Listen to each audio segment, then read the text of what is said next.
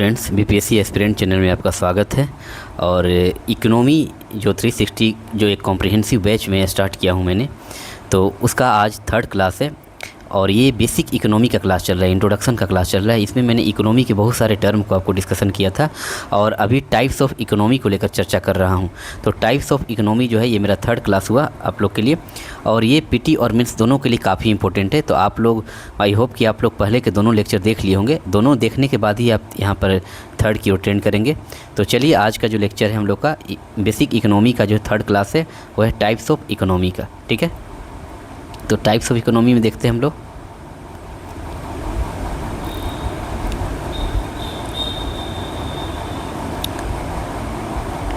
देखिए, types of economy में हम लोगों ने देखा था, फिर से मैं एक बार रिकॉल कर देता हूँ। टाइप्स ऑफ इकोनॉमी में हम लोगों ने देखा था, ये है हम लोग का टाइप्स ऑफ इकोनॉमी। इसमें हम लोगों ने देखा था फर्स्ट जो था कि on the basis of nature of a state, on the basis of nature of a state में राज्य की प्रकृति के आधार पर ये हम लोगों ने कंप्लीट कर चुका था कि पूंजीवादी अर्थव्यवस्था, समाजवादी अर्थव्यवस्था और मिक्स्ड अर्थव्यवस्था। ठीक है, आज मैं कंप्लीट करूंगा इसके बाद वाले जो पोर्शन है on the basis of ownership of state, राज्य के स्वामित्व के आधार पर जो है इकोनॉमी को कैसे क्लासीफाई किया गया है उसके बेसिस पर, और उसके बाद निरंतर आगे की ओर हम लोग बढ़ते चले जाएंगे। तो बी है हम लोग का on the basis of ownership of state, राज्य के स्वामित्व के आधार पर। तो राज्य के स्वामित्व के आधार पर कौन कौन से हो गए, एक पब्लिक इकोनॉमी और एक प्राइवेट इकोनॉमी। राज्य के स्वामित्व के आधार पर क्या हो गए, पब्लिक इकोनॉमी और प्राइवेट इकोनॉमी। तो चलिए बी से हम लोग स्टार्ट करते हैं।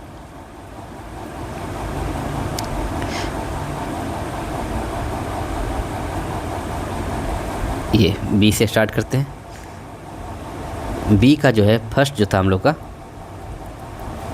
बी का फर्स्ट था क्या, पब्लिक इकोनॉमी।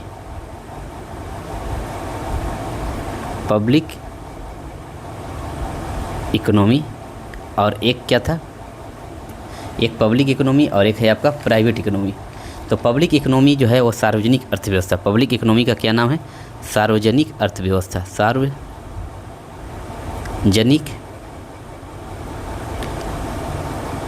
अर्थव्यवस्था। ठीक है, अब इसको हम लोग कैसे लिखेंगे, ध्यान से देखिएगा कि ये है क्या। देखिए, पब्लिक इकोनॉमी एक्चुअल में क्या होते हैं, गवर्नमेंट इकोनॉमी होते हैं। ये होते हैं गवर्नमेंट इकोनॉमी, सरकारी जो अर्थव्यवस्था होती है उसको हम लोग पब्लिक इकोनॉमी कहते हैं। ऐसी अर्थव्यवस्था, अगर इनका डिफिनेशन लिखने की शुरुआत करें हम लोग तो लिखेंगे ऐसी अर्थव्यवस्था। आप लोग भी इसको लिख कर एक बार नोट्स तैयार कर लेंगे ताकि लास्ट टाइम में आपको रिवीजन के लिए सहूलियत हो। ठीक है, ऐसी अर्थव्यवस्था जिसमें आर्थिक गतिविधियाँ जो है, जिसमें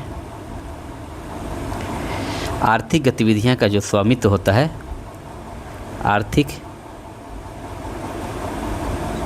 गतिविधियां का स्वामित्व, क्योंकि स्वामित्व के आधार पर ही ना, स्वामित्व के आधार पर हम लोग क्लासीफाई किए इसको, पब्लिक और प्राइवेट इकोनॉमी। तो ऐसी अर्थव्यवस्था जिसमें आर्थिक गतिविधियों का जो स्वामित्व है किसके पास होता है, तो सरकार के पास होता है, सरकार के पास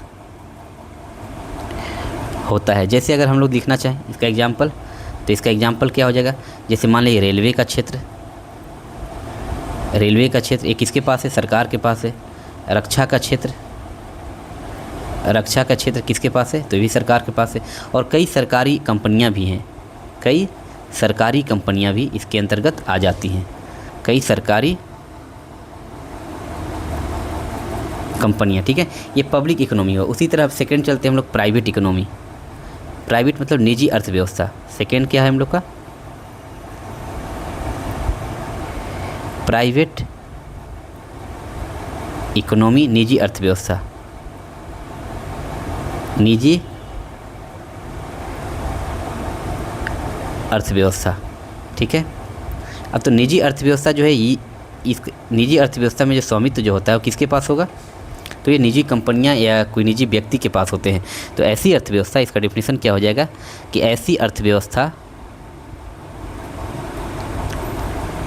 ऐसी अर्थव्यवस्था जिसमें स्वामित्व जो है, जिसमें स्वामित्व को अगर इंग्लिश में लिखना चाहें तो क्या लिखेंगे, ऑनरशिप। ऑनरशिप किसके पास होती है, निजी व्यक्ति या निजी व्यक्ति या संस्था के पास होती है, निजी व्यक्ति या संस्थाओं के पास होती है, या संस्थाओं के पास क्या होती है। ठीक है। जैसे अगर इसका एग्जाम्पल लिखने की कोशिश करें हम लोग, तो एग्जाम्पल क्या लिखेंगे कि जैसे कई निजी कंपनियां हैं, जैसे भारत में देखा जाए तो भारत की जो कई निजी कंपनियां हैं, भारत की कंपनियां, किन की कंपनियां, तो अडानी की, अंबानी की, अडानी की कंपनी, अंबानी की कंपनी, अंबानी की जो कंपनी है, फिर अडानी की कंपनी है,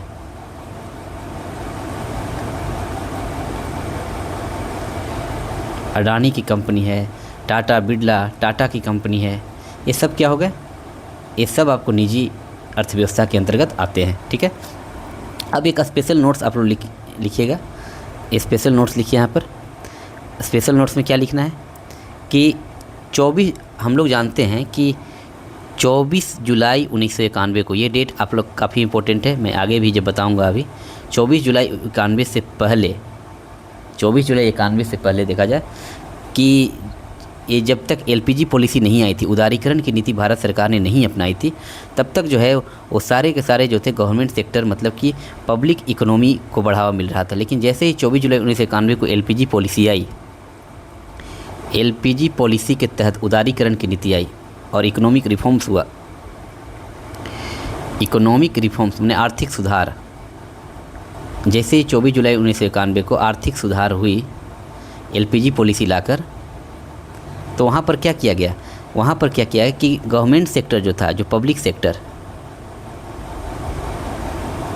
सेक्टर को कम किया गया और प्राइवेट सेक्टर को क्या किया, बढ़ावा दिया गया, निजी क्षेत्र को क्या किया गया, बढ़ावा दिया गया। ठीक है। यानी कि यूँ कहें हम लोग कि यहाँ मिनिमम गवर्नमेंट की बात कही जाए, मिनिमम गवर्नमेंट की बात लागू हो गई, की बात लागू की जाने लगी। ठीक है। तो यहाँ पर क्या हुआ कि हम लोग देख लिए बी किसके बेसिस पर, तो स्वामित्व के आधार पर। ठीक है। नेक्स्ट चलते हैं, सी क्या है, फिर से देखते हैं हम लोग क्लासिफिकेशन की ओर। ये बी हम लोग का यहाँ पर ये कंप्लीट हुआ, ये बी कंप्लीट हो गया। अब नेक्स्ट देखिए सी क्या है, सी है हम लोग का on the basis of condition of work, मतलब कार्य की स्थिति के आधार पर कौन कौन, एक ऑर्गेनाइज्ड और एक अनऑर्गेनाइज्ड। ठीक है। तो सी की ओर चलते हैं हम लोग।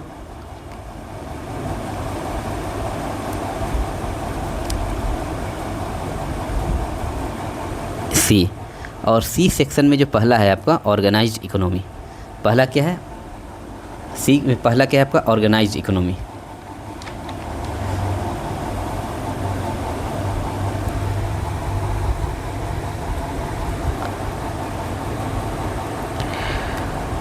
ऑर्गेनाइज्ड इकोनॉमी, ऑर्गेनाइज्ड इकोनॉमी का मतलब क्या होता है कि संगठित, ऑर्गेनाइज्ड मतलब होता है संगठित अर्थव्यवस्था,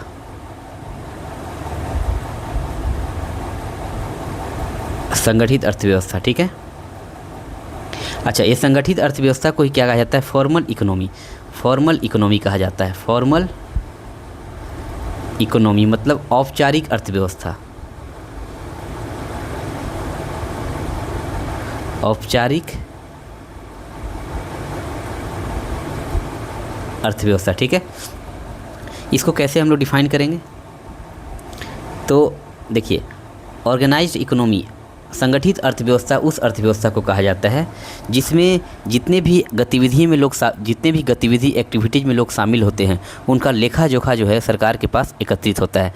या यूँ कहें हम लोग कि ऐसी आर्थिक गतिविधि, ऐसी आर्थिक गतिविधियाँ, ऐसी आर्थिक गतिविधियाँ या इकोनॉमिक एक्टिविटीज़ जिनका लेखा जोखा, जिनका लेखा जोखा जो है वो किनके पास जिनका लेखा जोखा पाया जाता है सरकार के पास, जिनका लेखा जोखा पाया जाता है, उन्हें संगठित हम लोग क्या कहते हैं, अर्थव्यवस्था कहते हैं। या हम यूँ कहें कि जिन आर्थिक गतिविधियों का डेटा पाया जाता है, या यूँ कहें हम लोग कि जिन आर्थिक गतिविधियों का, जिन आर्थिक गतिविधियों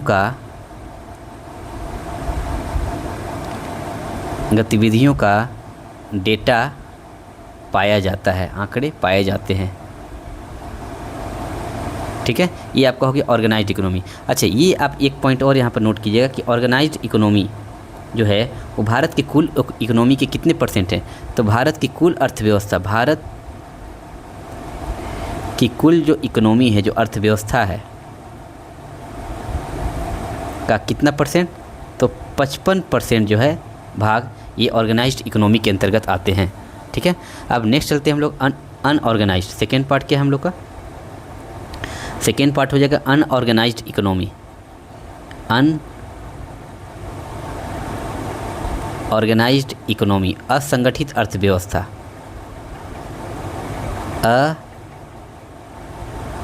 असंगठित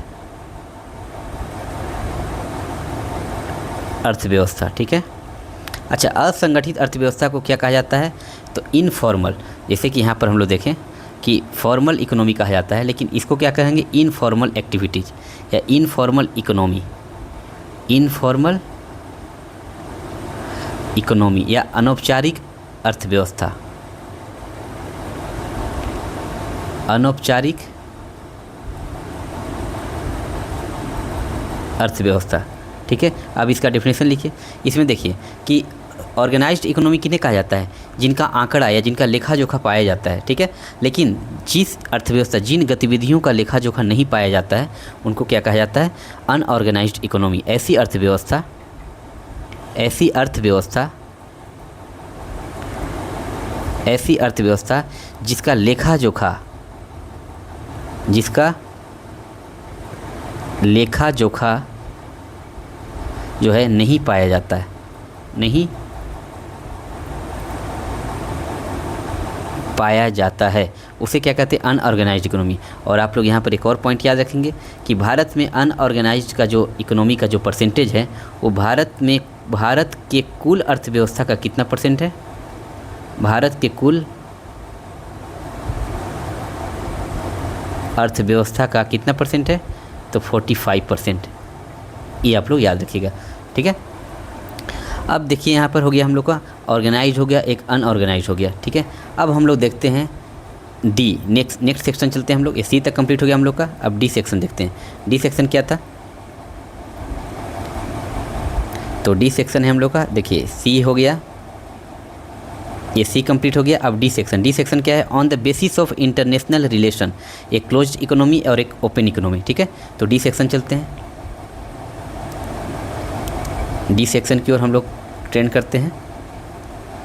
चलिए, तो डी सेक्शन में हम लोग किसके बेसिस पर? तो इंटरनेशनल रिलेशन के बेसिस पर। तो फर्स्ट क्या है? फर्स्ट क्या है हम लोग का? फर्स्ट है हम लोग का क्लोज्ड इकोनॉमी। फर्स्ट क्या है? Closed economy. ये सारे नोट्स आपको टेलीग्राम चैनल पर भी दे दिए जाएंगे, लेकिन आप लोग इसको देखकर खुद से नोट्स बनाने की क्या करेंगे? कोशिश करेंगे, क्योंकि लिखने मेन मकसद क्या है हम लोग का? कि लिखने का हैबिट डालना।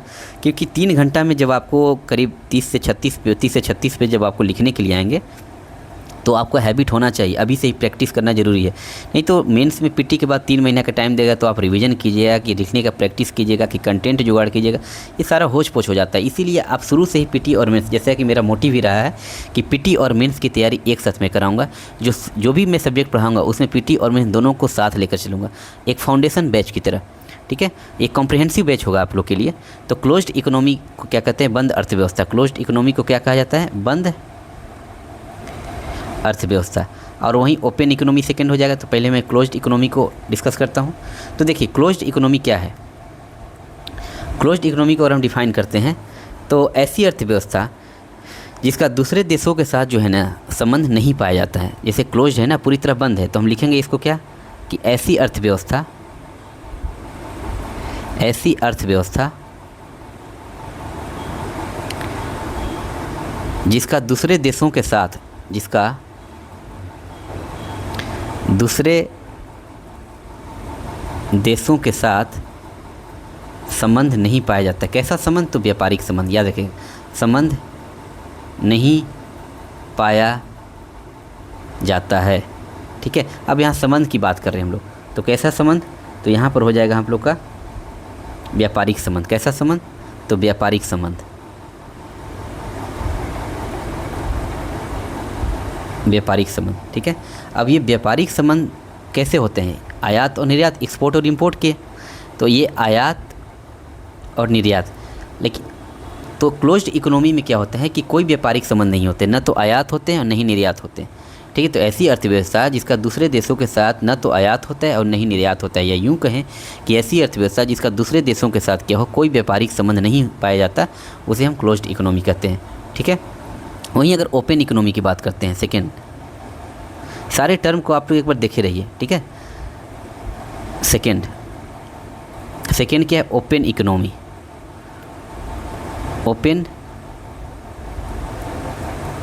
ओपन इकोनॉमी,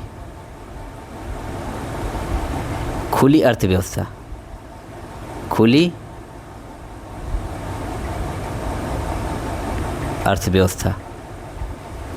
तो खुली अर्थव्यवस्था को कैसे हम लोग डिफाइन करेंगे? तो ऐसी अर्थव्यवस्था जिनका दूसरे देशों के साथ व्यापारिक संबंध पाया जाता है। ऐसी अर्थव्यवस्था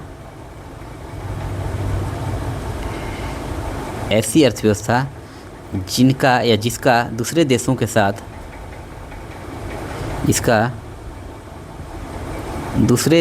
साथ संबंध पाया जाता है। संबंध पाया जाता है। अब कैसा संबंध? तो फिर से देखिए, किस संबंध की बात कर रहा है? तो व्यापारिक संबंध की बात कर रहा है। व्यापारिक संबंध। और व्यापारिक संबंध में क्या होते हैं? एक्सपोर्ट और इंपोर्ट की बात की जाती है, यानी कि आयात और निर्यात की बात की जाती है। तो ध्यान से, यहाँ आयात और निर्यात दोनों खुले हों, माने ऐसी अर्थव्यवस्था जिसके दूसरे देशों के साथ व्यापारिक संबंध पाया जाता हो, उसे हम ओपन इकोनॉमी कहते हैं। मतलब दूसरे देशों के साथ आयात निर्यात एक्सपोर्ट इंपोर्ट की जो व्यवस्था हो चलती रहती है, उसे हम ओपन इकोनॉमी कहते हैं। अब ध्यान से देखिएगा, मैं एक चार्ट आपको तैयार कर रहा हूँ यहाँ पर कि इंडियन इकोनॉमी जो है, ध्यान से देखिएगा,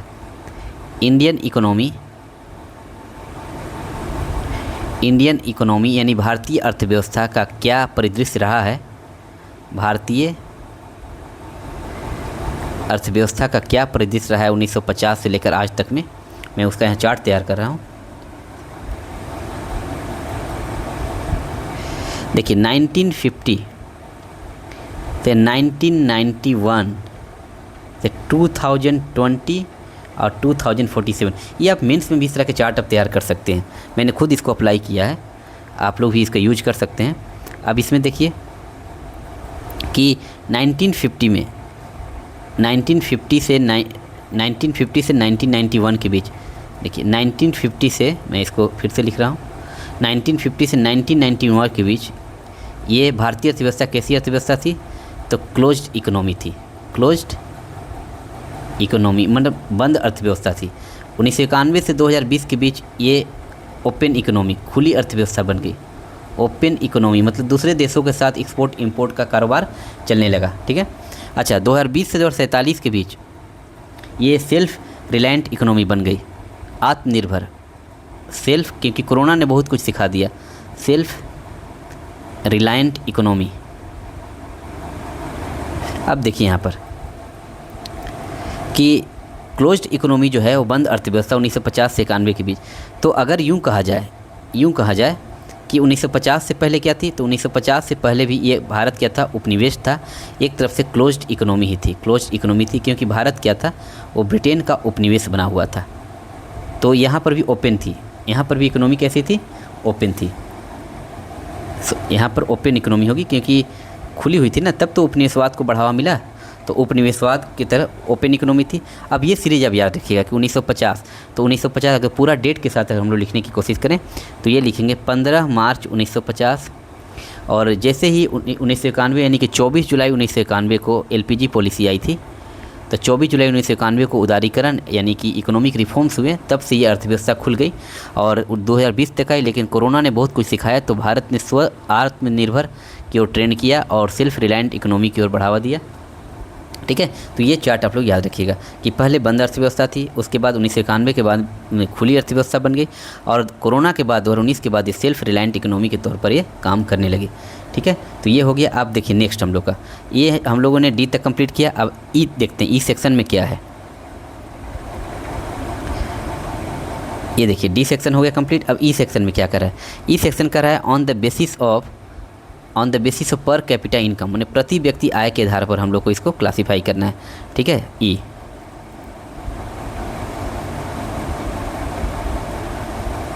तो चलिए ई सेक्शन की ओर चलते हैं।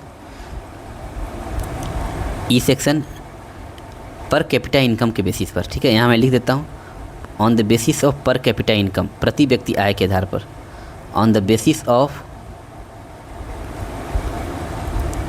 पर कैपिटा इनकम, क्योंकि ये आपके लिए थोड़ा नया हो सकता है। प्रति व्यक्ति आय के आधार पर, प्रति व्यक्ति आय के आधार पर, ठीक है। तो ये जो पर कैपिटा इनकम है, तो पर कैपिटा इनकम में हम लोग डी तक देखें ना, डी के बाद हम लोग देखते हैं ई था ना, एक बार मैं क्रॉस चेक कर लेता हूँ कि ई में क्या है, क्योंकि सीरीज गड़बड़ाना नहीं चाहिए, सीरीज नहीं गड़बड़ाना चाहिए बस। तो ई देखता हूँ मैं, ई क्या है, हाँ ई देखिए, ई है पर कैपिटा इनकम, लेकिन sorry E F per capita income है ना। ई देखिए ई क्या है कि आपका development of state, on the basis of development of state. तो पहले मैं इसको कवर करूँगा तब यहाँ पर आऊँगा, ठीक है। On the basis of development of state में राज्य के विकास के आधार पर, ये है क्या, राज्य के विकास के आधार पर। तो चलिए इस सेक्शन को पहले कंप्लीट किया जाए, राज्य के विकास के आधार पर, ठीक है। ये मैं इसको डिलीट कर देता हूँ, ये है राज्य के विकास के आधार पर, राज्य के विकास के आधार पर, ऑन द बेसिस राज्य के, मैं एक ही हिंदी में लिख देता हूँ, राज्य के विकास के आधार पर, on the basis of development of state, ठीक है। अच्छा इसमें देखिए पहला क्या है, पहला होता है डेवलप्ड इकोनॉमी। पहला क्या है, डेवलप्ड इकोनॉमी, डेवलप्ड इकोनॉमी। तो डेवलप्ड इकोनॉमी है आपका, इसको हम क्या कहते हैं, विकसित अर्थव्यवस्था। इसको क्या कहा जाता है, विकसित अर्थव्यवस्था, विकसित अर्थव्यवस्था। तो विकसित अर्थव्यवस्था किसे कहा जाता है, ध्यान से देखिए, विकसित अर्थव्यवस्था ऐसी अर्थव्यवस्था को कहा जाता है जिसके पास नागरिकों की ज़रूरत से ज़्यादा अधिक संसाधन पाए जाते हैं। अगर इसको हम डिफिनेशन लिखने की कोशिश करें तो ये लिखेंगे कि ऐसी अर्थव्यवस्था, ऐसी अर्थव्यवस्था जिसके पास संसाधन जो है नागरिकों की ज़रूरत से ज़्यादा पाई जाती है। ऐसी अर्थव्यवस्था जिसके पास नागरिकों की ज़रूरत से ज़्यादा, नागरिकों की ज़रूरत से ज़्यादा या अधिक संसाधन जो है पाए जाते हैं, संसाधन पाए जाते हैं, ठीक है। तो ये विकसित अर्थव्यवस्था हुआ। क्यों कि इसकी विशेषताएं क्या है, विकसित अर्थव्यवस्था किन्हें बोला जाता है कि ऐसी अर्थव्यवस्था जिनके पास जो संसाधन हो वो ज़रूरत से ज़्यादा हो, नागरिकों की जितनी ज़रूरत है उससे ज़्यादा अगर संसाधन पाए जाते हैं तो उस तरह के अर्थव्यवस्था को हम डेवलप्ड इकोनॉमी कहते हैं। तो डेवलप्ड इकोनॉमी का क्या प्रॉपर्टी रहा होगा, ध्यान से देखिए। तो डेवलप्ड इकोनॉमी की अगर हम विशेषता की ओर ट्रेंड करें तो क्या क्या हो सकते हैं, तो हम सबसे पहले कह सकते हैं कि संसाधन अधिक होंगे इनके पास, संसाधन क्या होंगे, अधिक होंगे, अधिक से अधिक संसाधन है इनके पास। अच्छा संसाधन तो अधिक होगा ही, उसके साथ ही देखा जाए कि यहाँ के लोगों की जो पर कैपिटा इनकम होगी, यानी कि प्रति व्यक्ति आय, वो भी अधिक होगी। प्रति व्यक्ति आय जो होगी वो भी क्या होगी, अधिक होगी, अधिक होगी, यानी हायर इनकम, हायर इनकम, ठीक है।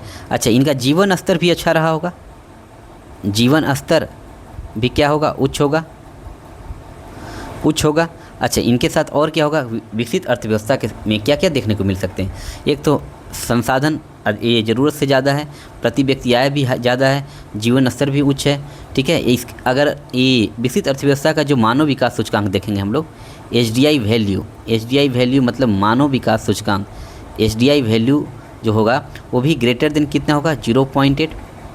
क्योंकि मैं आपको बताऊंगा कि 0.8 HDI वैल्यू को 3 कैटेगरी में बांटा जाता है, निम्न, मध्यम एवं उच्च। तो इसका जो मानव विकास सूचकांक है उच्च होता है। भारत का मानव विकास सूचकांक 0.68 समथिंग है, तो वो मीडियम कैटेगरी में आ जाएगा, ठीक है। तो ये HDI वैल्यू भी इसका हाई है, मतलब मानव विकास सूचकांक में भी उच्च लेवल पर है। इसके बाद इनके इस तरह की अर्थव्यवस्था में इंफ्रास्ट्रक्चर विकसित होते हैं। इंफ्रास्ट्रक्चर क्या होंगे, इंफ्रास्ट्रक्चर पूरा विकसित रहा होगा, का विकास, इंफ्रास्ट्रक्चर का विकास पूरा हुआ होगा। उसके बाद यहाँ पर टेक्नोलॉजी का भी डेवलपमेंट अच्छा खासा रहा होगा, टेक्नोलॉजी का पूरा विकास हुआ होगा, ठीक है। तो ये जो है ये क्या है कि डेवलप्ड इकोनॉमी की कुछ विशेषताएं हैं, ठीक है। और एक और आप याद रखिए कि इस तरह की इकोनॉमी में आपको गरीबी, भूखमरी ये सब देखने को नहीं मिलते हैं। गरीबी, भूखमरी, कुपोषण, भूखमरी, कुपोषण ये सब जो है इन देशों में नहीं पाया जाता है, ठीक है। नेक्स्ट चलते हैं अब हम लोग। नेक्स्ट है हम लोग का टू क्या है, डेवलप्ड हो गया। अब अंडर डेवलप्ड, सेकेंड क्या हो जाएगा, under developed economy. Under developed economy, under developed economy का मतलब क्या हुआ कि अल्प विकसित अर्थव्यवस्था, अल्प विकसित अर्थव्यवस्था। अब अल्प विकसित अर्थव्यवस्था जो है इसको कैसे डिफाइन करेंगे, देखिए डेवलप्ड इकोनॉमी किन्हें कहा जाता है कि ऐसी अर्थव्यवस्था जिसके पास नागरिकों की ज़रूरत से ज़्यादा संसाधन पाए जाते हैं। तो अंडर डेवलप्ड किसको कहेंगे कि ऐसी अर्थव्यवस्था जिनके पास संसाधन ज़रूरत से कम पाए जाते हैं। तो यहाँ लिखेंगे ऐसी अर्थव्यवस्था। सारे चीज़ को मैं आपको आसान बना दूँगा। इकोनॉमी आपको सबसे बेस्ट और सबसे स्ट्रॉन्ग सब्जेक्ट आप खुद फील कीजिएगा। बस 1 महीना मेरे साथ जुड़े रहिए और लेक्चर को लगातार कंटिन्यू देखिए और उसका एक नोट्स तैयार कीजिए। ऐसी अर्थव्यवस्था जहाँ नागरिकों की आवश्यकता जहाँ नागरिकों की आवश्यकता से कम, नागरिकों की आवश्यकता से यानी ज़रूरत से कम संसाधन पाए जाते हैं, संसाधन पाए जाते हैं, ठीक है। और इस तरह के इकोनॉमी में क्या होते हैं, अंडर डेवलप, इस तरह की इकोनॉमी में गरीबी, भूखमरी, कुपोषण सारे चीज़ पाए जाते हैं। गरीबी, भूखमरी, कुपोषण, इन सब जो है ये सभी सारे चीज़ जो है पाए जाते हैं, ठीक है। और साथ ही जीवन स्तर भी इनका निम्न होता है, निम्न जीवन स्तर, निम्न जीवन स्तर पाया जाता है, ठीक है। अगर इनकी विशेषताओं की और विशेषता की अगर हम लोग चर्चा करें तो ये कह सकते हैं कि इनका जीवन स्तर तो निम्न होता ही है, प्रति व्यक्ति आय भी इसका क्या होता है, कम होता है। प्रति व्यक्ति आय क्या होता है, कम होता है। HDI वैल्यू, मानव विकास सूचकांक, HDI मूल्य, मानव विकास सूचकांक भी क्या होता है, कम होता है, यानी कि लेस देन 0.8 से कम होता है, ठीक है। क्योंकि 0.8 से ज़्यादा तो विकसित में चले जाएंगे ना, तो 0.8 से कम होते हैं। HDI मूल्य भी कम होते हैं, जीवन स्तर कम होता है, इंफ्रास्ट्रक्चर की कमी होती है, इंफ्रा की कमी होती है, इंफ्रा कम होता है, ठीक है। और अगर लिखना चाहेंगे तो हम लोग, तो ये इस तरह के जो अर्थव्यवस्था होते हैं वो किस पर अत्यधिक निर्भर होते हैं, अत्यधिक निर्भरता इनको कृषि पर होती है। अत्यधिक निर्भरता किस पर होती है, अत्यधिक निर्भरता कृषि पर होती है, ठीक है। तो ये हो गया हम लोग को ये अंडर डेवलप। अब डेवलप्ड हो गया और अंडर डेवलप्ड हो गया। अब हम लोग देखते हैं डेवलपिंग इकोनॉमी। थर्ड क्या हो जाएगा, डेवलपिंग इकोनॉमी। थर्ड है हम लोग का डेवलपिंग इकोनॉमी। डेवलपिंग इकोनॉमी को क्या बोला जाता है, विकासशील अर्थव्यवस्था, विकासशील अर्थव्यवस्था। अच्छा ध्यान से देखिएगा यहाँ पर कि अल्प विकसित और विकासशील दोनों एक ही हैं, बस दोनों में डिफरेंस क्या है कि इसको अगर हम डेफिनेशन लिखने की कोशिश करें तो ऐसी अल्प विकसित अर्थव्यवस्था, ऐसी अल्प विकसित अर्थव्यवस्था, ऐसी अल्प विकसित अर्थव्यवस्था, अल्प विकसित अर्थव्यवस्था जिसकी ग्रोथ रेट विकसित अर्थव्यवस्था से अधिक होती है। बस अंतर यही है कि ये तेज़ी से उभार कर रहा है, मतलब ये तेज़ी से विकसित अर्थव्यवस्था की ओर जाने की कोशिश कर रहा है। ऐसी अल्प विकसित अर्थव्यवस्था जिसका ग्रोथ रेट, मतलब समृद्धि दर की बात करते हैं, जिसका ग्रोथ रेट यानी कि समृद्धि दर का मतलब होता है कि संसाधन में वृद्धि, ठीक है, जिसका ग्रोथ रेट विकसित अर्थव्यवस्था से क्या होता है, अधिक होता है। विकसित अर्थव्यवस्था से क्या होता है, अधिक होता है, ठीक है। तो डेवलपिंग इकोनॉमी क्या होते हैं? ऐसी अल्प विकसित अर्थव्यवस्था जिसका ग्रोथ रेट विकसित अर्थव्यवस्था से भी अधिक होता है, ठीक। जैसे हम लोग यहाँ डेटा के अकॉर्डिंग अगर देखने की कोशिश करें तो यहाँ पर देख सकते हैं कि इसके अकॉर्डिंग जो रिसेंट में IMF के जो डेटा आए हैं, अकॉर्डिंग टू IMF के अकॉर्डिंग अगर हम डेटा देखने की कोशिश करें, कब 2000 विश्व की तुलना करते हैं हम लोग, विश्व का और भारत का, ठीक है। अगर हम ग्रोथ रेट की बात करते हैं, वृद्धि दर की बात करते हैं, कब? तो 2025 और 2026। तो 2025 में देखा जाए, 2025 में अगर देखा जाए तो जहां विश्व की जो ग्रोथ रेट थी वो कितना थी? 3.2%, और उस समय भारत ग्रोथ रेट कितना था? 7.7%।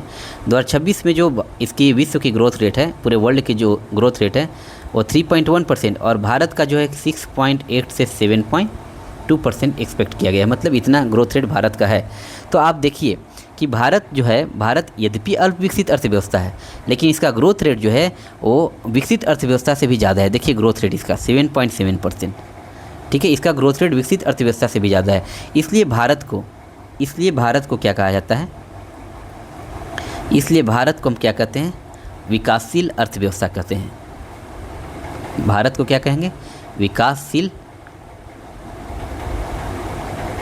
अर्थव्यवस्था जो है कहा जाएगा, ठीक है। तो ये हम लोगों ने ई सेक्शन कंप्लीट कर लिया। अब हम लोग आते हैं एफ सेक्शन की ओर, ठीक है। अच्छा, विकासशील अर्थव्यवस्था की अगर मान लिया जाए कि अगर आपको विशेषता लिखने के लिए आ जाए तो क्या क्या लिखिएगा? खुद से सोचिए। विकासशील देश की अर्थव्यवस्था खुद से देखिए जो अल्प विकसित देश की जो विशेषताएं हैं, ध्यान से देखिए, जो अल्प विकसित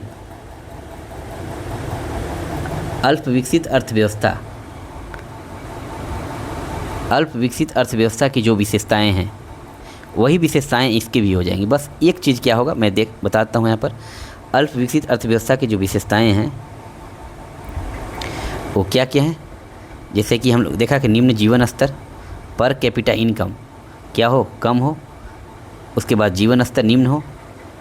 उसके बाद HDI वैल्यू भी कम हो, जीवन स्तर भी निम्न हो। जीवन स्तर क्या हो? ये भी निम्न हो। उसके बाद इंफ्रा कम हो, संसाधन कम हो। इंफ्रा क्या हो? कम हो। और संसाधन भी क्या हो? कम हो, ठीक है। ये सारे अल्प विकसित अर्थव्यवस्था की विशेषताएं ये विकसित की ओर ट्रेंड करें, ये विकासशील अर्थव्यवस्था में भी क्या हो जाएंगी? सेम हो जाएंगी। ये जितने भी हैं ये सारे विशेषताएं विकासशील अर्थव्यवस्था की ओर हो जाएंगी। बस शर्ते इतना होगा कि इन सब में तेज़ी से सुधार हो रहा होगा। इनमें तेज़ी से सुधार जो अर्थव्यवस्था है इन सारे चीज़ों में तेज़ी से सुधार कर रहा हो, उस अर्थव्यवस्था को हम कहते हैं विकासशील अर्थव्यवस्था, ठीक है। कहने का मतलब है कि विकासशील अर्थव्यवस्था का जो सेम प्रॉपर्टी है, जो सेम विशेषता है वो अल्प विकसित अर्थव्यवस्था की तरह ही है, बशर्ते कि विकासशील अर्थव्यवस्था जो है वो अपने जो कमियां हैं उनको तेज़ी से सुधार करने के प्रयास में लगे हुए। इसका ग्रोथ रेट विकसित देशों की जो अर्थव्यवस्था है उससे भी ज़्यादा हाई हो रही है। मतलब ये ज़्यादा हाई रेट से ग्रो करने वाली इकोनॉमी है, इसलिए इसको विकासशील अर्थव्यवस्था कहा जाता है, ठीक है। ये हम लोग को कहाँ तक हो गया? ई तक कंप्लीट हुआ। अब एफ सेक्शन में देखते हैं एफ क्या है। ई तक कंप्लीट हो गया है, ई तक कंप्लीट हो गया। अब एफ सेक्शन देखते हैं, एफ सेक्शन क्या कहता है। ये देखिए एफ सेक्शन, एफ है हम लोग का कि on the basis of per capita income, मतलब प्रति व्यक्ति आय के आधार पर उसका क्लासिफिकेशन देखते हैं हम लोग। F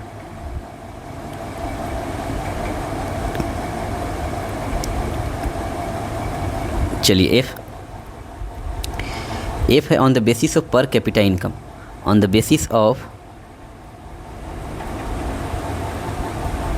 basis of per capita income. ये आपके लिए नया हो सकता है। पर कैपिटा इनकम, प्रति व्यक्ति आय के आधार पर, प्रति व्यक्ति आय के आधार पर, ठीक है। अब देखिए प्रति व्यक्ति आय के आधार पर कितने पार्ट हैं? इसके 4 पार्ट्स हैं। प्रति व्यक्ति आय के आधार पर फर्स्ट क्या है? देखिए फर्स्ट क्या है? फर्स्ट है आपका लो इनकम इकोनॉमी। फर्स्ट है लो इनकम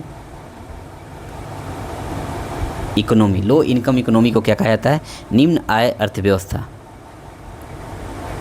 निम्न आय अर्थव्यवस्था, निम्न आय वाली अर्थव्यवस्था, ठीक है। और उसके बाद सेकेंड देखिए, मैं चारों को एक ही साथ लिख देता हूँ ताकि याद करने में सहूलियत हो। देखिए लो इनकम इकोनॉमी, उसके बाद है हम लोग का middle lower income economy, middle lower income economy, इसको बोलते हैं मध्य निम्न आय अर्थव्यवस्था, मध्य निम्न आय अर्थव्यवस्था, अर्थव्यवस्था। थर्ड क्या है? थर्ड हो गया आपका middle upper income economy, middle upper income economy, इसको कहते हैं मध्य उच्च आय अर्थव्यवस्था, मध्य उच्च आय। मैं हिंदी इंग्लिश दोनों लिख रहा हूँ, आप लोगों को कोई डाउट हो तो कमेंट में लिख दिया कीजिए। मध्य उच्च आय अर्थव्यवस्था। और जो लास्ट है आपका फोर, और फोर क्या हो जाएगा? फोर जो होगा आपका कि higher income economy, higher income economy, उच्च आय अर्थव्यवस्था, उच्च आय अर्थव्यवस्था, ठीक है। इन सारे को किसके बेसिस पर डिफाइन करना है? तो पर कैपिटा इनकम के बेसिस पर। तो मैं एक यहाँ पर चार्ट बनाता हूँ, per capita income, PCI, PCI। अब यहाँ पर देखिए कि जो लो इनकम इकोनॉमी वाले होते हैं उनका पर कैपिटा इनकम कितना होता है, जो मिडिल लोअर इनकम होते हैं उनका पर कैपिटा इनकम कितना होता है, जो मिडिल अपर होते हैं उनका पर कैपिटा इनकम, और जो हायर इनकम इकोनॉमी होते हैं उनका पर कैपिटा इनकम कितना होगा। मतलब ये जो क्लासिफिकेशन किया गया है पर कैपिटा इनकम के बेसिस पर वर्ल्ड बैंक के अकॉर्डिंग, तो ये जो है ध्यान से देखिएगा कि लो इनकम इकोनॉमी, निम्न आय वाली अर्थव्यवस्था जो कहा जाता है, जिनका पर कैपिटा इनकम 1175 डॉलर से क्या हो? कम हो, ठीक है। लेकिन मिडिल लोअर इनकम किनको कहा जाता है?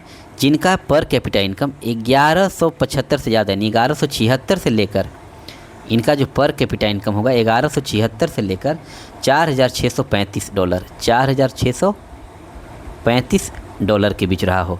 अच्छा, अब मिडिल अपर किनको कहा जाएगा?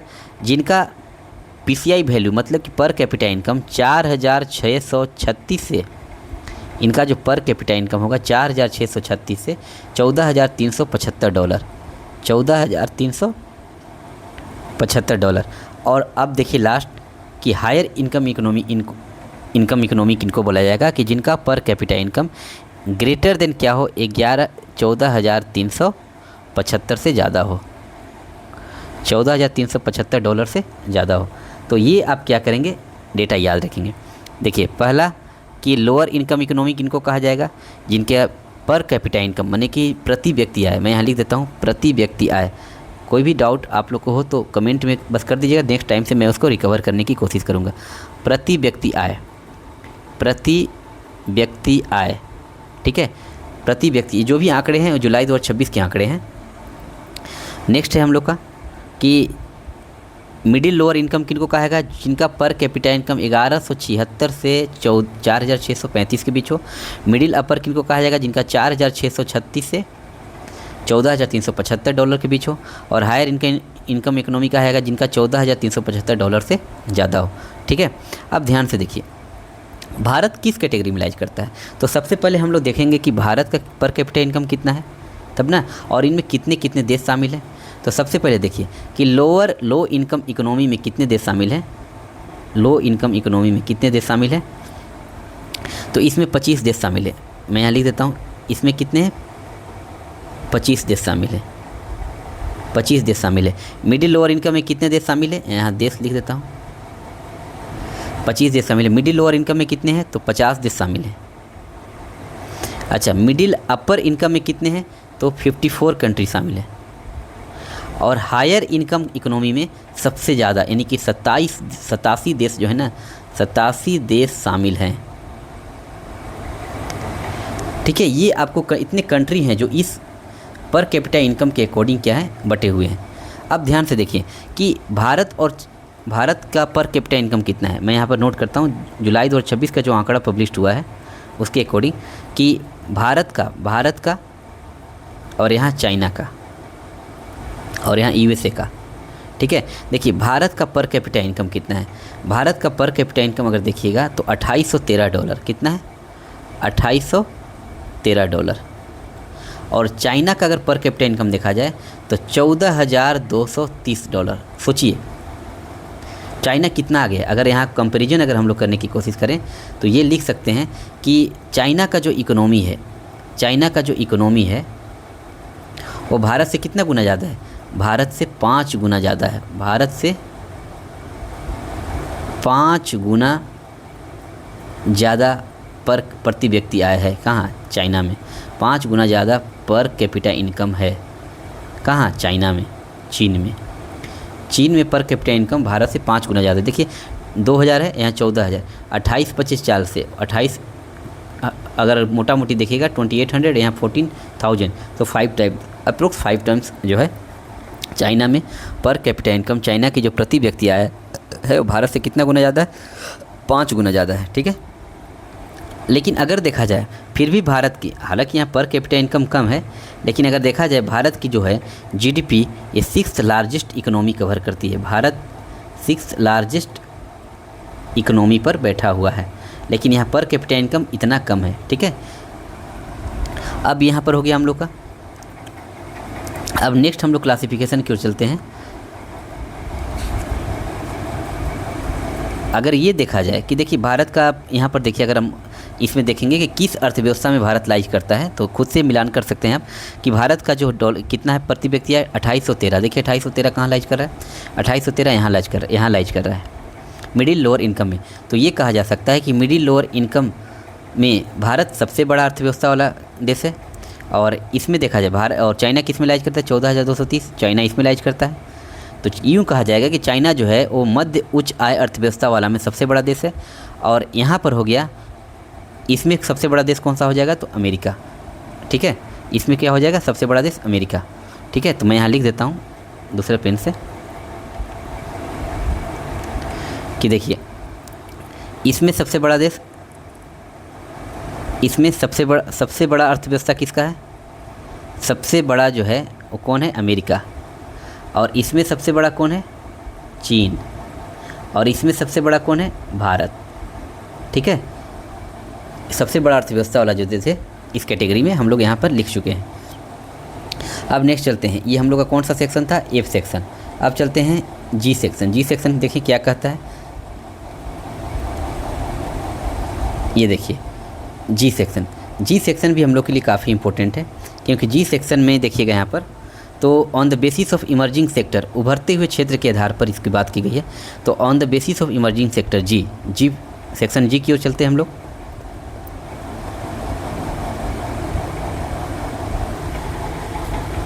सेक्शन जी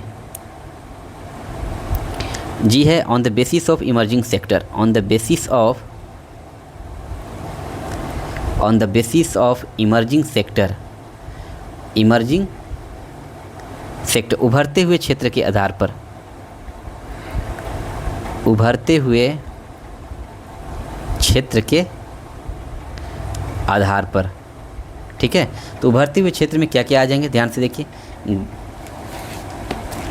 तो फर्स्ट है हम लोग का ग्रीन इकोनॉमी। फर्स्ट क्या हो जाएगा, ग्रीन इकोनॉमी को क्या बोला जाता है, हरित अर्थव्यवस्था। ग्रीन इकोनॉमी को क्या कहते हैं, हरित अर्थव्यवस्था। अब देखिए हरित अर्थव्यवस्था को हम कैसे डिफाइन करेंगे। देखिए ऐसी अर्थव्यवस्था या ऐसी गतिविधियाँ जिसका पर्यावरण पर कोई विपरीत प्रभाव नहीं पड़ता है, मतलब ऐसी गतिविधियाँ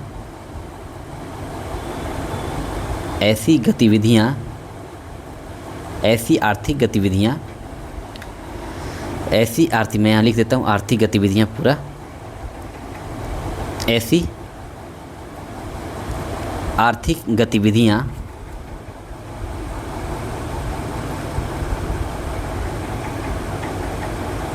जिसका पर्यावरण पर कोई प्रभाव नहीं पड़ता है, पर्यावरण पर कोई प्रतिकूल प्रभाव नहीं पड़ता है, जिसका पर्यावरण पर कोई विपरीत प्रभाव नहीं पड़ता है, कोई विपरीत प्रभाव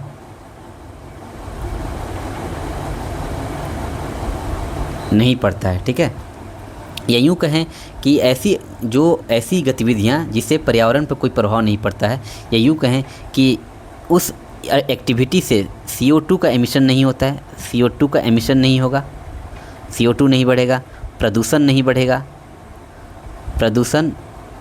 बढ़ेगा। ठीक है, अब इसका जैसे एग्जांपल लिखने की कोशिश करेंगे हम लोग, तो यूँ कहेंगे कि जितने भी रिन्यूएबल एनर्जी बेस्ड इकोनॉमी है, रिन्यूएबल एनर्जी बेस्ड इकोनॉमी, जैसे कि सोलर हो गया energy, wind energy, bio energy, जैसे solar energy, wind energy, hydrogen energy, ये सब क्या हो जाएंगे, इसके अंतर्गत आ जाएंगे। ठीक है, उसी तरह अगर सेकेंड एग्जांपल देखते हैं हम लोग, तो इलेक्ट्रिक व्हीकल।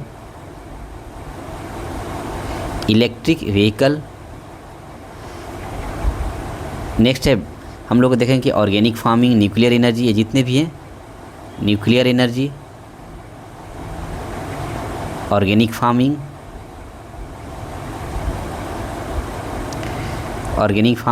एट्सेट्रा। ठीक है, तो ये होगा ग्रीन इकोनॉमी।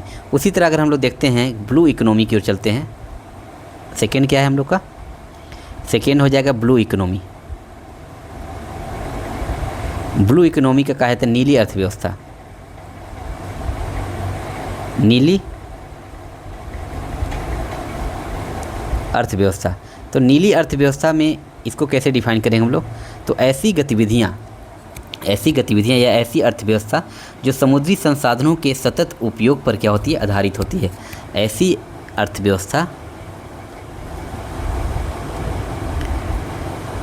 अर्थव्यवस्था जो समुद्री उत्पादों या समुद्री संसाधनों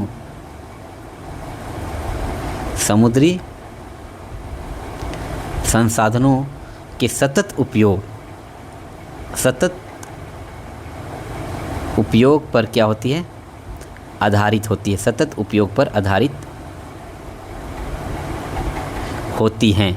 ठीक है, जैसे अगर हम लोग देखें एग्जाम्पल के फॉर्म पे इसको देखा जाए, तो हम लोग क्या करते हैं, मत्स्यन करते हैं, फिशरीज, जैसे कि देखें फिशरीज, इसका मतलब क्या हो गया, मत्स्यन, मछली पालन। उसके बाद देखा जाए यहाँ पर तो सी माइनिंग भी किया जाता है, सी माइनिंग, या यूँ कहें कि मैरीन बायोटेक्नोलॉजी। ठीक है, तो ये सब क्या है, ब्लू इकोनॉमी के अंतर्गत आ जाएंगे। शैवाल, प्रवाल, ये सब ब्लू इकोनॉमी के अंतर्गत। अच्छा, नेक्स्ट देखते हैं हम लोग circular economy, third part, circular economy यानी चक्रीय अर्थव्यवस्था। जैसा कि नाम से ही क्लियर है, चक्रीय अर्थव्यवस्था जैसा कि नाम से ही है कि इसमें कोई भी जो रॉ मटेरियल होते हैं, या यूँ हम शॉर्ट में इसको हम लिख सकते हैं कि जो RRR पर बेस्ड होते हैं, RRR, रिड्यूस, रीयूज और रिसाइकिल, रिड्यूस, रीयूज और रिसाइकिल,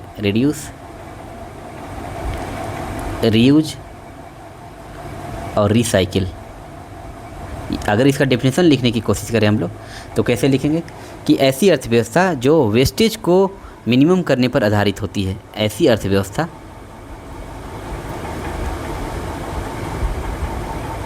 अर्थव्यवस्था जो वेस्टेज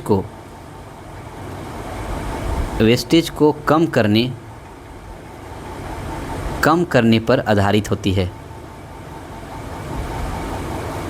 वेस्टेज को कम करने पर आधारित होती है। यूँ कहें हम लोग कि वेस्ट टू वेल्थ की ओर, ये चक्रीय अर्थव्यवस्था जो है वो वेस्ट टू वेल्थ की ओर ले जाती है, वेस्ट टू वेल्थ की ओर, या कचरे से समृद्धि की ओर, जो कचरा जो बर्बाद होने वाला है उसमें उसको भी हम संसाधन में ऐड कर लेंगे, मतलब उसका भी हम लोग यूज कर लेते हैं, तो वो एक तरफ से क्या करते हैं, संसाधन में वृद्धि को ही डिनोट दर्शा देते हैं। ठीक है, जो सामान ख़राब हो चुका है अगर उसको हम यूज कर लेते हैं अपने फ्यूचर में, तो वो क्या होगा, संसाधन में वृद्धि को ही दर्शाएगा, क्योंकि उससे संसाधन क्या होगा, जो कम रहे थे वो वृद्धि हो जाएंगे उससे। ठीक है, इसका मतलब कचरे से समृद्धि की ओर ले जाता है सर्कुलर इकोनॉमी। और इसका एक पॉइंट आप याद रखेंगे, इसकी विशेषता की ओर अगर हम लोग बात करें तो इसकी विशेषता में क्या क्या लिख सकते हैं, इसकी विशेषता में कि इससे क्या होगा, कचरा में कमी देखने को मिलेगा, कचरा में कमी देखने को मिलेगा। अच्छा, कचरा में कमी देखने के साथ संसाधनों का अधिक उपयोग कर पाएंगे हम लोग। रिसाइकिल से क्या होता है, संसाधनों का अधिक उपयोग कर पाएंगे, संसाधनों का अधिक उपयोग कर पाएंगे हम लोग। ठीक है, अच्छा, इसके जब कचरा कमी होगा, संसाधन का अधिक उपयोग कर पाएंगे, तो उसके साथ क्या हो पाएगा फिर कि कच्चे माल पर हम लोग निर्भरता कम होंगे, कच्चे माल पर भी निर्भरता हम लोग की क्या होगी, कमी होगी। कच्चे माल पर निर्भरता क्या होगा, कम होगा, निर्भरता भी कम होगा। ठीक है, और नए संसाधन जो है ना प्राप्त होते रहेंगे, नए संसाधन प्राप्त होते हैं। ठीक है, तो ये आपको हो गया। अब नेक्स्ट है हम लोग का गिग इकोनॉमी। नेक्स्ट क्या है, चौथे नंबर का, चौथा नंबर है gig economy. Gig economy, gig अर्थव्यवस्था, गिग अर्थव्यवस्था। तो गिग अर्थव्यवस्था किसको कहेंगे, देखिए गिग वर्कर्स, गिग अर्थव्यवस्था मतलब होता है कि शॉर्ट में अगर इसको समझने की कोशिश कीजिए कि इसमें कोई काम करने वाले जो वर्कर्स होते हैं अस्थायी नहीं होते, जब मन किया काम किए, जब मन किए काम नहीं किए, मतलब एक तरफ से फ्रीलांस बेस्ड होते हैं और एक ऑनलाइन प्लेटफॉर्म बेस्ड होते हैं। जैसे हम यहाँ लिख सकते हैं, पहले इसका डेफिनेशन मैं लिख देता हूँ कि ऐसी रोज़गार की गतिविधियाँ, ऐसी रोज़गार की गतिविधियाँ, एक बेसिक डेफिनेशन तो आपको याद ही रखना पड़ेगा ना, ऐसी रोज़गार की गतिविधियाँ जो किस पर आधारित होती है, जो परंपरागत रोज़गार आधारित न होकर, जो परंपरागत रोज़गार आधारित न होकर ये फ्रीलांस बेस्ड और ऑनलाइन प्लेटफॉर्म बेस्ड होते हैं। फ्रीलांस, मैं बताता हूँ फ्रीलांस क्या होते हैं। फ्रीलांस बेस्ड, फ्रीलांस आधारित और प्लेटफॉर्म आधारित होते हैं, प्लेटफॉर्म बेस्ड होते हैं। अब दो चीज़ देखिएगा, दो चीज़ देखिए यहाँ पर क्या लिखा हुआ है। एक हो गया फ्रीलांस आधारित और एक हो गया प्लेटफॉर्म आधारित। ठीक है, तो फ्रीलांस आधारित और प्लेटफॉर्म आधारित क्या हुआ, ध्यान से सुनिएगा कि गिग इकोनॉमी में जो वर्कर्स जो काम करने वाले होते हैं वे अपने मन के मुताबिक काम करते हैं। जितने घंटे उनको काम करना है उतने घंटे वे काम करते हैं और उसके बाद अपने दूसरे काम में लगे, मतलब आराम करने लगते हैं। या यूँ कहें कि उनका जो काम करने का घंटा होता है उनके मन पर डिपेंड करता है, इसमें कोई किसी तरह का फोर्स नहीं। जैसे अस्थाई वर्कर में क्या होता है कि आपको सुबह से जाना है, 10 घंटा 8 घंटा ड्यूटी करना है और ड्यूटी कीजिएगा तो आपको कई तरह की सुविधाएं भी मिलेंगी। लेकिन जब आप कोई अस्थाई काम नहीं कर रहे हैं, अस्थाई वर्कर नहीं है, अपने मन के मुताबिक काम करें, तो क्या उसमें आपको पीएफ मिलेगा, क्या कई तरह के बीमा की सुविधाएँ मिलेंगी, स्वास्थ्य बीमा की सुविधाएँ मिलेगी, नहीं। तो इसमें आपको कोई सुविधा नहीं मिलती है। ध्यान से देखिए, इसमें सुविधा क्यों नहीं मिलती है, क्योंकि इसमें जो गिग वर्कर्स जो होते हैं उनके पास अपनी मर्ज़ी के अनुसार, क्योंकि गिग वर्कर्स जो होते हैं, गिग इकोनॉमी के अंतर्गत जो काम करने वाले वर्कर्स होते हैं उनको गिग वर्कर्स कहा जाता है। तो गिग वर्कर्स जो होते हैं उनके पास, गिग वर्कर्स के पास काम करने के लिए, या गिग वर्कर्स के पास जो है वो अपनी मर्ज़ी के अनुसार काम करते हैं, अपनी मर्ज़ी के अनुसार, अपनी मर्ज़ी के अनुसार जो है उनका काम का घंटा तय रहता है। मर्ज़ी के अनुसार काम करने की घंटे की आज़ादी होती है, घंटे की आज़ादी होती है, आज़ादी होती है। ठीक है, और ये फ्रीलांस बेस्ड हो गए और एक हो गया आपको प्लेटफॉर्म बेस्ड। प्लेटफॉर्म बेस्ड मतलब जैसे मान लिया जाए, ये भी उसी तरह के हो गए कि जैसे मान लिया जाए, इसका एग्जांपल लिखते हैं कि ओला हो गए, उबेर हो गए, जोमेटो हो गए, ठीक है। तो इसके जितने भी आपको ड्राइवर हैं या डिलीवरी पार्टनर हुए आपको, ये जितने भी ड्राइवर और डिलीवरी पार्टनर हैं, ये जो इनके जितने भी ड्राइवर या डिलीवरी पार्टनर हैं, उनका क्या है, जैसे कि कोई उबर चला रहा है, कोई जोमेटो चला रहा है, तो इनका जब मन किया तब अपना जितना घंटा काम करने का मन हुआ उतना घंटा काम किया, बाकी गाड़ी साइड में लगाकर अपना क्या करते हैं, आराम करते हैं। तो ये अपने मन के मुताबिक क्या करते हैं। तो क्या इनको किसी तरह का पीएफ या किसी तरह का स्वास्थ्य बीमा मिलेगी? नहीं मिलेगी, ठीक है। तो उसी तरह फ्रीलांस बेस्ड भी होते हैं, जैसे कि मान लेते हैं कि कोई जो अपने मन मुताबिक काम करते हैं, जैसे कि मैं पढ़ा रहा हूँ, ठीक है। जैसे मैं मान लिया शिक्षक का एग्जाम्पल लिया, कलर चेंज करता हूँ पहले। जैसे मान लिया मैंने शिक्षक का एग्जाम्पल लिया, टीचर, जैसे मैं पढ़ा रहा हूँ तो ये ज़रूरी नहीं कि मैं आज वीडियो बनाऊँ तो कल मेरा मन है मैं कल वीडियो नहीं बना सकता हूँ, ठीक है। तो मेरे ऊपर किसी का प्रेशर नहीं है। तो ये इसी तरह है, आपको शिक्षक हो गए या वकील का क्या है कि हो सके आज केस लड़ा, कल उसका मन नहीं, कल नहीं लड़ा, ये अपने मन मुताबिक काम करते हैं। उसी तरह हो गए आपको अभिनेता, एक्टर, इनका मन हुआ तो आज मूवी बनाएं, 1 साल के लिए 2 साल के लिए घूमने चले गए, ठीक है। तो ये जितने भी शिक्षक, वकील, अभिनेता हो गए, ये स्वतंत्र रूप से, या यूँ कहें हम लोग डॉक्टर, ये किसी के बंदिश में नहीं रहते, स्वतंत्र रूप से काम करते हैं। इनको फ्रीलांसर बोला जाता है, स्वतंत्र रूप से काम करते हैं, ठीक है। तो ये आप लोग याद रखेंगे। और ये अपने मतलब स्वतंत्र रूप से काम करने के कारण, अपनी मर्जी के अनुसार काम करने के कारण इन्हें कोई पीएफ नहीं मिलता, इन्हें कोई भी प्रोविडेंट फंड पीएफ नहीं मिलता, और नहीं किसी तरह की बीमा का फ़ायदा होता है। बीमा का फ़ायदा या बीमा का लाभ भी इन लोग को नहीं मिलता, ठीक है। अब नेक्स्ट चलते हैं हम लोग, गिग इकोनॉमी हो गया। नेक्स्ट क्या है, गिग इकोनॉमी के बाद है हम लोग का इंडिगो इकोनॉमी। ये सब नए इकोनॉमी के टर्म है जो आपको एग्जाम में पूछे जा सकते हैं, जो आप लोगों ने कभी नहीं पढ़ा होगा इस चीज़ को लेकर। इसलिए मेरा पर्पस ये, मैं बेसिक से एडवांस तक हर एक चीज़ को आपको बताऊंगा, ठीक है। ये कौन सा था, 5th नंबर पे हम लोग का क्या, इंडिगो इकोनॉमी। आप टर्म को समझिए, क्योंकि अभी बीपीएससी ऑडिटर में आपको ऑरेंज इकोनॉमी पूछ दिया गया था, ठीक है। तो पहले देखिए इंडिगो इकोनॉमी, इंडिगो अर्थव्यवस्था। इंडिगो अर्थव्यवस्था किसको कहा जाता है कि ये नॉलेज बेस्ड इकोनॉमी होते हैं। इंडिगो इकोनॉमी क्या होते हैं, ये नॉलेज बेस्ड इकोनॉमी होते हैं, नॉलेज बेस्ड इकोनॉमी होते हैं। ज्ञान आधारित अर्थव्यवस्था, ज्ञान आधारित अर्थव्यवस्था, ज्ञान आधारित अर्थव्यवस्था, ठीक है। फिर होते हैं बायो इकोनॉमी। ये जितने भी हैं ये ज्ञान आधारित अर्थव्यवस्था जो है, ये टर्सरी और क्वाटरनरी, टर्सरी सेक्टर जब मैं बताऊंगा सेक्टर के बेसिस पर तो वहाँ पर बताऊंगा, नहीं तो 2 बार बताना पड़ेगा। तो मैं बस यहाँ कर देता हूँ, मार्क कर देता हूँ कि ये टर्सरी सेक्टर में भी आते हैं और क्वाटरनरी सेक्टर में भी आते हैं, ये क्वाटरनरी सेक्टर में भी आते हैं। तो जब मैं सेक्टर के बेसिस पर क्लासिफिकेशन बताऊँगा इसके बाद में, तो वहाँ पर इन सारे को मैं क्या कर दूँगा, डिस्क्राइब कर दूँगा। अभी फ़िलहाल मैं क्लासिफिकेशन का फॉर्म आपको दिखा दे रहा हूँ कि 5th हो गया इंडिगो इकोनॉमी, 6 क्या हो जाएगा, बायो इकोनॉमी।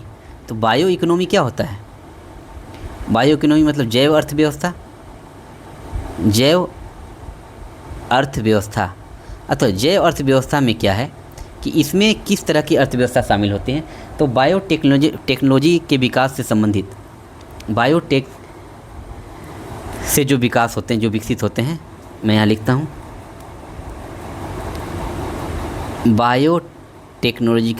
बायोटेक्नोलॉजी से जो विकास होते हैं, जो विकसित अर्थव्यवस्था होती है, उसको हम बायो इकोनॉमी कहते हैं। जैसे कि एग्जाम्पल अगर हम यहाँ लिखने की कोशिश करें तो क्या हो सकता है, तो ये हो सकता है जैसे कि ड्रग्स हो गए, वैक्सीन हो गए, या यूँ कहें हम लोग जो बीटी कॉटन, बीटी ब्रिंजाल, ये सब पराजिनी फसलें हैं, मैं बताऊंगा साइंस टेक में, ठीक है।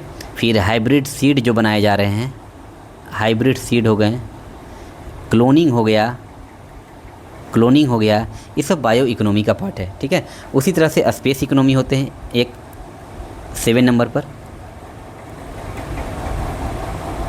7 नंबर क्या हो जाएगा? Space economy. हर एक टर्म को आप जाने रहिए, क्योंकि अगर मेंस में कुछ भी लिखने को भी आ जाए तो आपके पास एक समझने का एक क्या हो, कंटेंट हो। अंतरिक्ष अर्थव्यवस्था, अंतरिक्ष अर्थव्यवस्था। तो स्पेस इकोनॉमी किसको बोलेंगे? तो स्पेस टेक्नोलॉजी से जुड़ा हुआ जो अर्थव्यवस्था होगा, मतलब यूँ कहें कि स्पेस टेक्नोलॉजी बेस्ड अर्थव्यवस्था को स्पेस टेक्नोलॉजी बेस्ड इकोनॉमी। जैसे क्या होता है कि दूसरे देशों के रॉकेट छोड़ा जाए, रॉकेट से क्या किया, दूसरे देशों के सैटेलाइट छोड़ा जाए, या कोई रॉकेट बना रही है कंपनी किसी के लिए, तो रॉकेट हो गया, सैटेलाइट हो गया, ठीक है, इन सब से जुड़े हुए हैं। अब ये हम लोग एफ तक कंप्लीट कर लिए, ठीक है। अब कहाँ तक कंप्लीट किया हम लोग? ये जी तक कंप्लीट कर लिए। अब एज सेक्शन देखते हैं, एज सेक्शन क्या है। ये देखिए, एच है on the basis of sector of economy, और जो लास्ट हम लोग का सेक्शन है on the basis of sector of economy, ठीक है। इसमें मैंने आपको प्राइमरी, सेकेंडरी, टर्सरी, क्वाटरनरी और क्वेनरी सेक्टर की बात की है। 5 के 5 सेक्टर आपके लिए काफ़ी इंपॉर्टेंट है। तो एज सेक्शन की ओर चलते हैं हम लोग।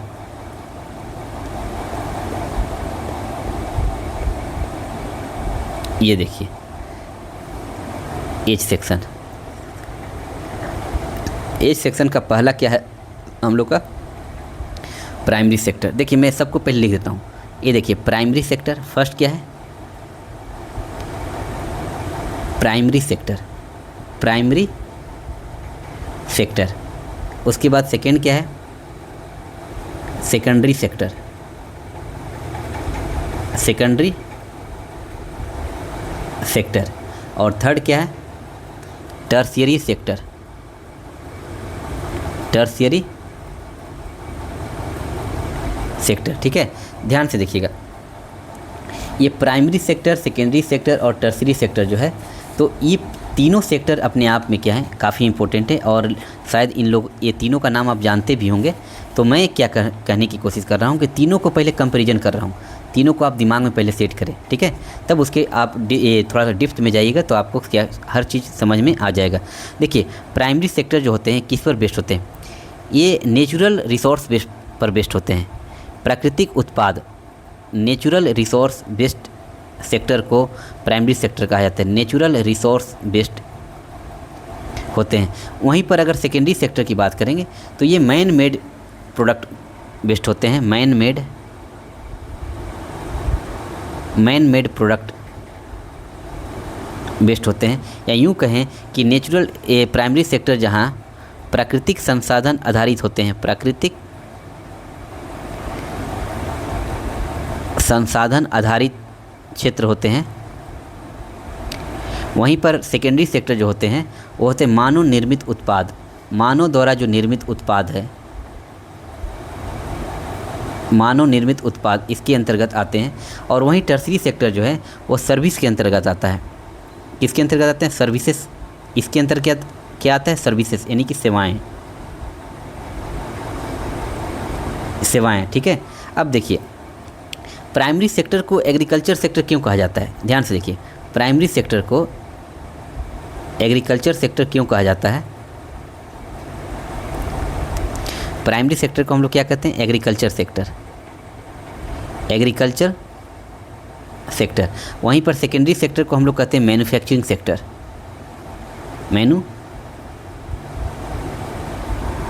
Manufacturing sector, manufacturing sector. और वहीं टर्शियरी सेक्टर को हम लोग क्या कहते हैं? सर्विस सेक्टर, सर्विस सेक्टर मतलब सेवा क्षेत्र, ठीक है। क्यों?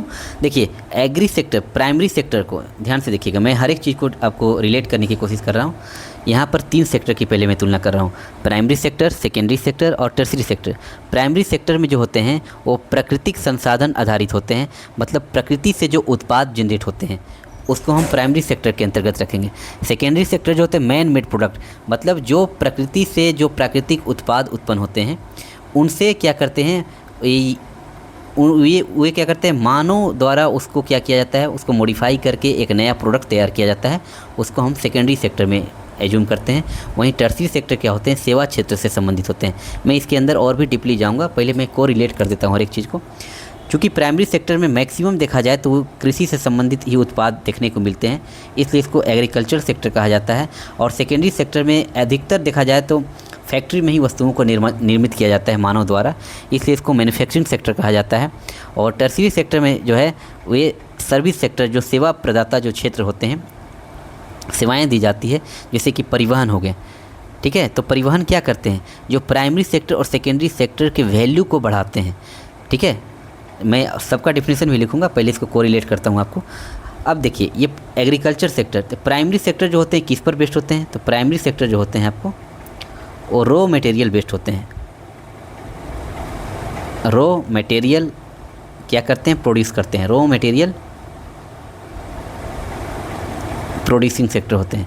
और मैन्युफैक्चरिंग सेक्टर क्या होते हैं, ये मेकिंग, ये बनाने का काम करते हैं, जो रॉ मटेरियल होता है उससे एक नया प्रोडक्ट बनाते हैं। लेकिन सर्विस सेक्टर में क्या होता है, ये सर्विसिंग देते हैं, ये सर्विसिंग देते हैं। ठीक है, ये सर्विसिंग देते हैं, रॉ मटेरियल को प्रोड्यूस करते हैं, ये रॉ मटेरियल से कुछ नया प्रोडक्ट बनाते हैं फैक्ट्री में, और ये क्या करते हैं, उसको मार्केट तक पहुंचाने के लिए सर्विस प्रोवाइड करते हैं, जैसे कि परिवहन। एक छोटा सा मैं एग्जांपल लेता हूं पहले, जैसे कि यहाँ एग्जांपल लेता हूं, जैसे ये हो गया कृषि उत्पाद। ठीक है, कृषि उत्पाद आप लोग समझिएगा, ये कृषि उत्पाद हो गया। और कृषि उत्पाद से हम लोग क्या किए कि फैक्ट्री में क्या कर दिए, कुछ बना दिए। जैसे मान लेते हैं कि कृषि उत्पाद हो गए, या फिर यूँ कहें हम लोग कि लोहा हो गए, खनन या खनिज जो भी कहें हम लोग, खनन करते हैं, जैसे तांबा का, एल्युमिनियम का, लोहा का, एल्युमिनियम का, ये सब का खनन करते हैं। तो अब जब जाते हैं ये सेकेंडरी सेक्टर में क्या होता है कि इन सब का एक नया प्रोडक्ट बनाया जाता है। ठीक है, चाहे वो सेमी फर्निश्ड हो या फुली फर्निश्ड हो। जैसे मान लेते हैं कृषि से हम लोग, कृषि उत्पाद से हम लोग क्या बना दिए, ब्रेड बना दिए, ब्रेड बनाए, या यूँ कहें कि इसके लोहा से हम क्या है, लोहा के कोई बर्तन बना दिए। ठीक है, अब सर्विस सेक्टर क्या करेगा, परिवहन के अंतर्गत ये क्या करेगा, इसके मूल्य को बढ़ा देगा। जैसे मान लेते हैं कि अभी कृषि के जो प्रोडक्ट हैं, ध्यान से देखिए, कृषि प्रोडक्ट जो है वो गांव में जो है वो 10 रुपये केजी बिक रहे हैं, आलू। ठीक है, तो परिवहन क्या करेगा, उसको उस गांव से उस जगह ले जाएगा जहां उसका मूल्य ज़्यादा हो, जैसे मार्केट में या शहरों में ले जाएगा। तो परिवहन क्या करता है, टर्सरी सेक्टर क्या करता है कि प्राइमरी सेक्टर और सेकेंडरी सेक्टर के वैल्यू को बढ़ा देता है। ठीक है, मैं डेफिनेशन जब लिखूँगा तो यहाँ पर क्लियर कर दूँगा। अब यहाँ पर ये देखिए कि प्राइमरी सेक्टर को क्या कहा जाता है, प्राइमरी सेक्टर को बोला जाता है red collar activity. Red collar activity क्यों बोला जाता है, क्योंकि प्राइमरी सेक्टर जो होते हैं ये जोखिम भरे क्षेत्र होते हैं। जैसे मान लीजिए कि कोई आपदा ही आ गए, प्राकृतिक आपदा तो किसी का बस में है नहीं, कभी भी आ सकते हैं। तो उससे क्या होते हैं कि एग्रीकल्चर सेक्टर पर या प्राकृतिक उत्पाद पर कई तरह के जो है ना लॉसेस देखने को मिलते हैं। इसलिए इसको रेड कॉलर एक्टिविटी या खतरा या जोखिम भरा इसको क्षेत्र बोला जाता है। क्या बोलता है, जोखिम भरा क्षेत्र, या इसको जोखिम भरा क्षेत्र बोला जाता है। उसी तरह अगर देखिए यहाँ पर सेकेंडरी सेक्टर को क्या बोलेंगे, सेकेंडरी सेक्टर को हम लोग बोलते हैं ब्लू कॉलर एक्टिविटी। इसको क्या बोला जाता है, blue collar activity. Blue collar activity का मतलब हो गया श्रम आधारित अर्थव्यवस्था, यानी कि श्रम आधारित होते हैं। ठीक है, क्योंकि यहाँ पर लोग जितने फैक्ट्री में क्या होते हैं, फैक्ट्री में लोग काम करते हैं, अपने मेहनत करते हैं, तब जाकर कोई सामान जो दूसरे एक फुली फर्निश्ड या सेमी फर्निश्ड मटेरियल तैयार होता है। तो ये श्रम बेस्ड होते हैं, ये जोखिम बेस्ड होते हैं। लेकिन जहाँ टर्सरी सेक्टर की बात करते हैं तो ये वाइट कॉलर एक्टिविटी होते हैं, वाइट कॉलर एक्टिविटी होते हैं। मैं सबको लिंक कर रहा हूँ। वाइट कॉलर एक्टिविटी ये किससे संबंधित है, सेवा से संबंधित है। ठीक है, ये हो गया 3 आपका, primary sector, secondary sector, tertiary sector. अब नेक्स्ट 2 और बचा है, दोनों को मैं बताता हूँ। एक चौथा है आपका क्वाटरनरी सेक्टर,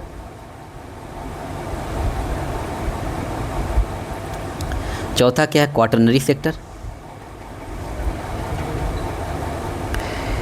क्वाटरनरी सेक्टर मतलब चतुर्थक क्षेत्र,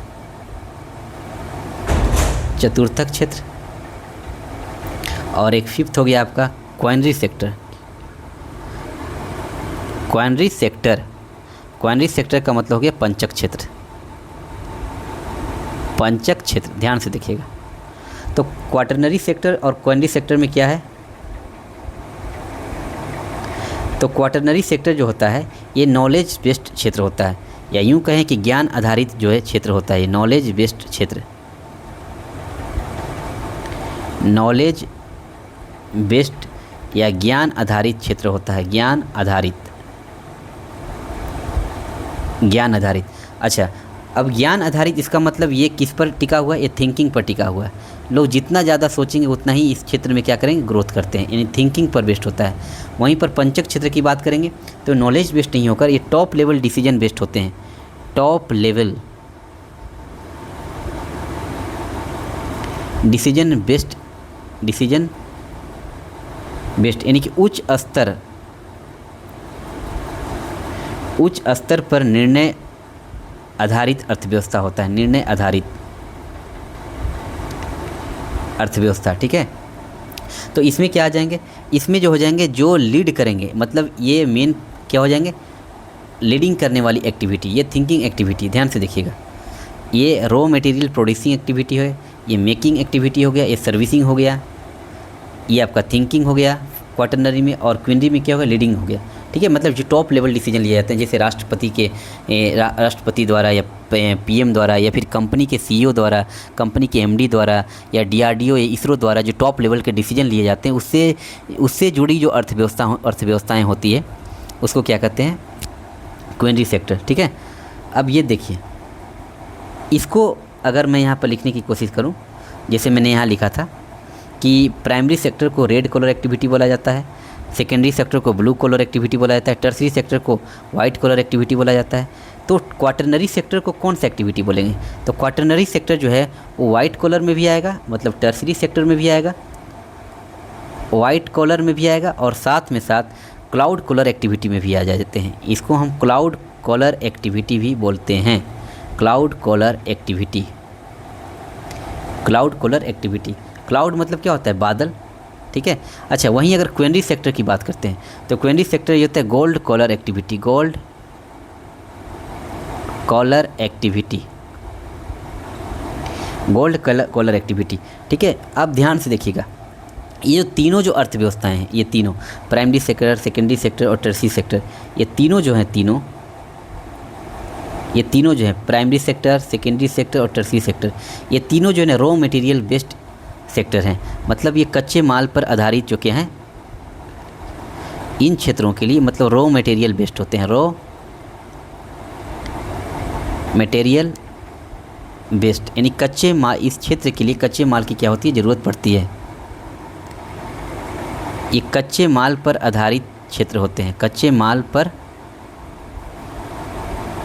आधारित क्षेत्र या अर्थव्यवस्था। ठीक है, अब देखिए, ये प्राइमरी सेकेंडरी टर्सरी हो गया, लेकिन ये जो हैं क्वाटरनरी और क्वेनरी, ध्यान से देखिएगा, ये क्वाटरनरी और क्वेनरी, ये जो दो अर्थव्यवस्था हैं, ये रॉ मटेरियल बेस्ड नहीं होते, ये ध्यान से रखिएगा, ये रॉ मटेरियल बेस्ड आधारित नहीं होते हैं। मतलब इनके लिए कच्चे माल की जो है आवश्यकता नहीं पड़ती है, कच्चे माल की ज़रूरत नहीं पड़ती है। ठीक है, या यहाँ लिखते कि इनके लिए, इन क्षेत्र के लिए कच्चे माल की ज़रूरत नहीं पड़ती, कच्चे माल की ज़रूरत नहीं पड़ती, क्योंकि ये थिंकिंग लेवल पर, सोचने पर ही होता है। जैसे कि आईटी सेक्टर में जितने भी काम हो रहे हैं, सॉफ्टवेयर पे जितने भी काम हो रहे हैं, क्या उसके लिए कोई कच्चे माल की ज़रूरत है? नहीं, ये नॉलेज बेस्ड है। जो जितना ज़्यादा नॉलेज उसमें लगाएगा उतना ही ज़्यादा ये इकोनॉमिक अर्थव्यवस्था इसकी ग्रो करेगी। ठीक है, जैसे इसमें अगर एग्जाम्पल लिखने की कोशिश करें हम लोग, तो इसका एग्जाम्पल लिखेंगे सॉफ्टवेयर बेस्ड, आईटी बेस्ड होते हैं सॉफ्टवेयर,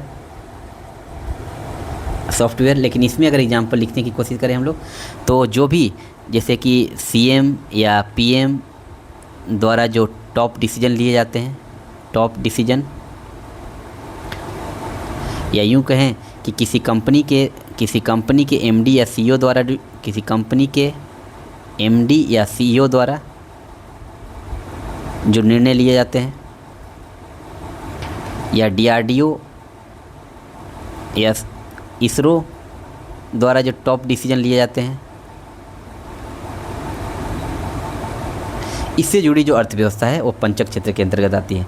ठीक है, तो आप लोगों ने यहाँ पर देखा कि ये अर्थव्यवस्था हम लोग के लिए पाँचों के पाँचों अर्थव्यवस्था है। ठीक है, तो ये वीडियो अब मैं यहाँ पर क्या करता हूँ, कुछ और बचे हुए हैं जैसे कि care economy, orange economy, purple economy. ठीक है, तो मैं कल एक और ये आधा घंटा या 40 मिनट का वीडियो बनाकर इसका पार्ट 3 आपको दे दूंगा।